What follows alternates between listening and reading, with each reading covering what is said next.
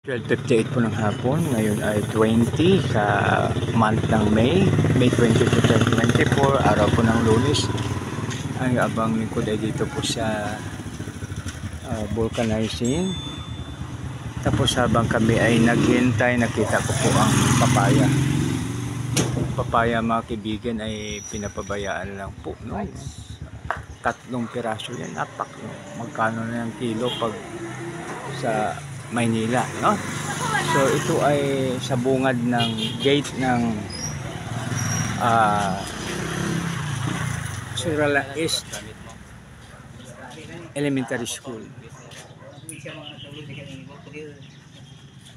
Tapos dito naman mangga sa kalsada, kaya pwedeng no, pag sa kalsada.